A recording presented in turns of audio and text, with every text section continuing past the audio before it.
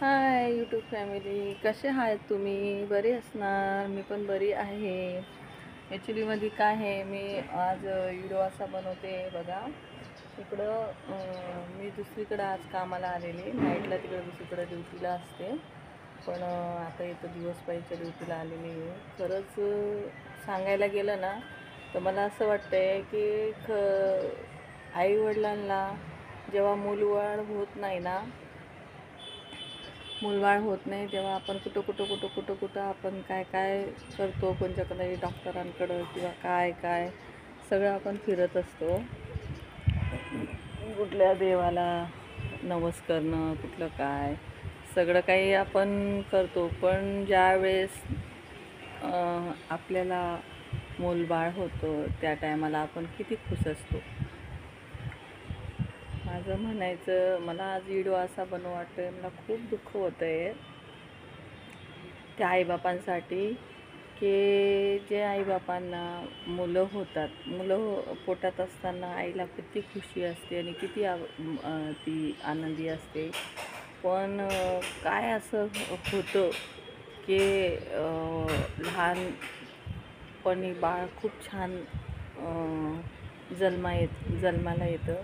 पण त्याच्यानंतर जर ती बाळाची 2-3 महिन्यानंतर, बापरे, 2-4 महिन्यानंतर ते बाळ 2-4 महिन्याचं होतं ते बाळ जन्म झाल्यानंतर.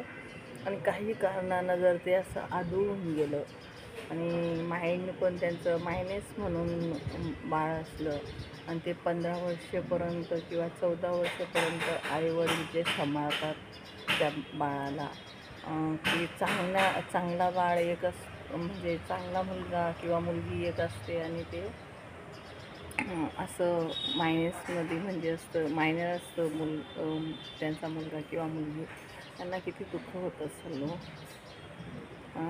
काय काय लेकरांसाठी आपण करतो, काय काय आपण विचार करतो. पण असं बघून मला आज अशी ड्युटी करते मी, तिथं मायनर आहे ते बाळ, म्हणजे झालं आहे 12-13 वर्षाचं बाळ आहे. पण 3 महिन्यापासून त्याला असा त्रास झालेला की ते एवढं गोरं एवढं छान बाळ आहे ते.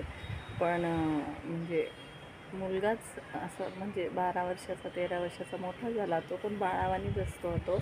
आता आपण इतकं म्हणजे दुःख होतं ना त्याला बघून की तो एवढा सुंदर आहे आणि एवढा छान आहे, त्याला काहीच त्याला माहिती नाही. तर आजकालची मुलं जरा सुंदर असतात तर ते मुलं असतात ना स्वतःवर खूप गर्व करतात, मी खूपसुरत आहे बाबा, मी असं आहे तसं आहे. पण काही कामाचं नाही हो. एवढं सुंदर वगैरे सगळं मातीमोल असतं. पण त्या आईवडिलांना विचारलं पाहिजे ज्या आईवडिलांचे असे अपंग किंवा मतिमंद मुलं त्यांना होतात. तर होऊनसुद्धा नाही सारखं आहे, पण ते काय करणार, टाकून देऊ शकत नाही. तर ते आईवडील तशा बाळांचं खूप देखभाल करतात आणि खूप म्हणजे मोठे पण झाले तरी त्यांना बारकेच असतात म्हणून ते खूप त्यांना. आता मी बघते इथं रोज येऊन, तर बघते रोज येऊन की कसं ते लोक रोज भरवतात त्याला जेवण, त्याचं शी वगैरे, आंघोळ वगैरे सगळं लहान बाळासारखं करतात. मला सांगायचं हे आहे की जे मुलं आईवडिलांचे म्हातारपण होतं, त्या म्हातारपण झालं तर आईवडिलांना व्यवस्थित बघत नाही किंवा थोडे मोठे झाले तर ते आईवडिलांना उलटा जबाब देतात, त्यांना काही किंमत देत नाही. असे मी ते मुलांसाठी मला हे व्हिडिओ बनवू वाटला की आईवडिलांची जागा कोणीच घेऊ शकत नाही.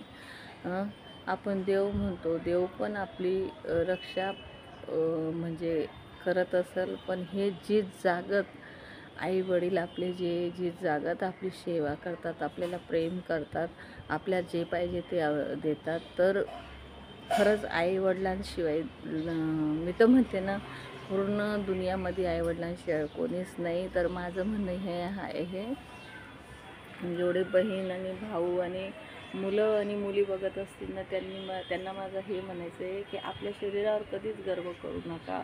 हे शरीराचं माती व्हायला 2 मिनटं लागत नाही. राख व्हायला 2 मिनटं लागत नाही. जोपर्यंत आपल्या शरीरामध्ये जीव आहे तोपर्यंतच आपलं शरीर असतं. त्याच्यावर कधीच माज करू नये, गर्व करू नये.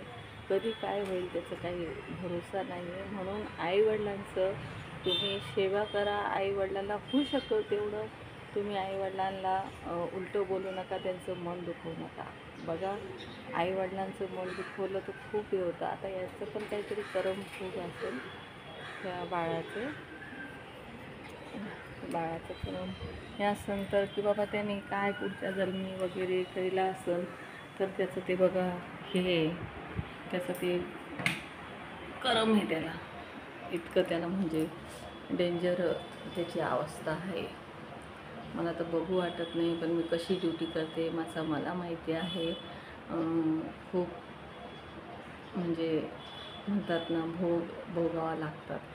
असं कोणाचं तरी त्यांनी तळतळा घेतल्यानंतर किंवा त्याचं काही नशिबाचं असेल म्हणूनच त्याच्या नशिबाला ते आलं. म्हणून आपण चांगले कर्म करायचे. कर्म चांगले केले तर सगळंच चांगलं होतं. आणि एवढंच मला म्हणायचं होतं की व्हिडिओ काढायचा निमित्त हे होतं की खूप मी 4 दिवस झाले या ड्युटीवर येते.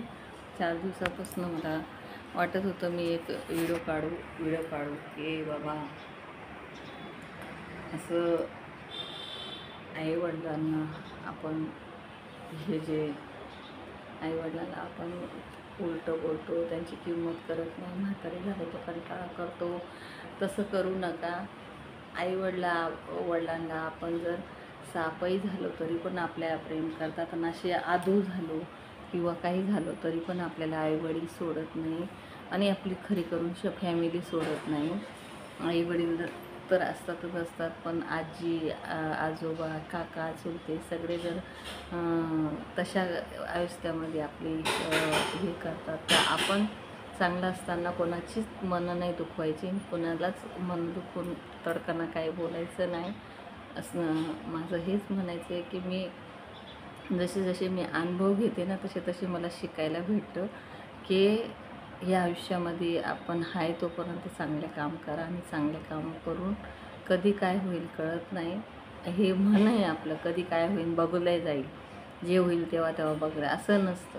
चालता काय होतं तेच माहीत पडत नाही. मला तर परवाच्या दिवशी मला हे असं बघून म्हणा का कसं म्हणा मला काही समजत नव्हतं. मला इथून ड्युटीहून सुटल्यानंतर मला होत नव्हतं. असं थंडा घाम अचानक सुटायला लागला. पूर्ण दिवसभर मी त्याला बघते ना, त्याला हाताने चारतात, तो कधी गिळतो कधी नाही गिळत, कधी पाणी गिळतो कधी नाही गिळत तो त्यांचा मुलगा. तर असं बघून मला दिवसभर मी इथं 1 वाजेपासून येते ना तर मला 8 वाजेपर्यंत मला असं वाटतं कधी 8 वाजता तर मी कधी जाऊ. आणि गेल्यानंतर मला खूप असा गाडी चालवताना मला हँडल एकदम थरथर व्हायला लागलं की असं डोक्यामध्ये एकदम हे झालं की बापरे, अशी अवस्था देवा काय असं त्यांनी केलेलं एवढ्या लेकरांनी की त्याला एवढी अवस्था त्रास काढावा लागतो. असा घास आपल्याला कधी त्याचा बाहेर येतो ना, आतमध्ये जात ना वर. खरंच हे आपलं चांगलं आहे बघा. आपल्याला परमेश्वराने आपल्याला 2 हात दिले, 2 पाय दिले, कमवून खाऊ शकतो. तोंड दिलं आहे, आपण जेवण वगैरे कसंही खाऊ शकतो. तर त्याचं वापर चांगला करा. माझं तर हेच म्हणणं आहे. मी एवढे पेशंट करते ना त्याच्यामधून एक मला अनुभव भेटतो. म्हणून मी म्हणते देवा मला अशी बुद्धी दे की मी होऊ शकेल तेवढं कोणाचं मन नको दुखवायला. होऊ शकेल तेवढं मी कोणी दुःखी असेल त्यांना मदत करू, ज्यांना गरज असेल त्यांना मी काहीतरी मदत करू. आंघोळ करताना किंवा त्यांना असं काही उचलायला होत नाही ते उचलून देऊ शकते. एवढं माझ्याकडनं होतं मी तेवढं करते. मी कामाला आली तर माझं जसे पेशंट असतात ना तसे मी त्यांच्याकडनं शिकते. पण म्हाताऱ्या माणसांना, आजींना, आजोबांना मी करते तेव्हा मला काही एवढं वाटत नाही. पण हे असे लहान लेकरांचं जेव्हा मी बघते ना खूप दुःख होतं. त्यांना अशी पीडा वगैरे होते ना तेव्हा दुःख होतं. हॉस्पिटलमध्ये बघते तेव्हा दुःख होतं. खूप त्रास होतो. खरंच ना, आपले कर्म चांगले बनवा ना तर आपलं कर्मच सगळं काही आहे. कर्मच चांगले बनवा. चांगले पुण्य करायची म्हणली ना तर दुःखीला दुःखी नका करा. होऊ शकेल तेवढं, जो दुःखी असेल ना तुमच्याकडनं जेवढं होऊ शकेल ना तेवढं चांगलं करा त्याच्याशी. आणि चांगलं कोणाला दान करता आलं ना, जेव अन्नदान आणि पाणीदान, एवढे 2 दान तुम्ही हमेशा करत राहा. आणि कोणाला मदत म्हणून उभे राहा जिथं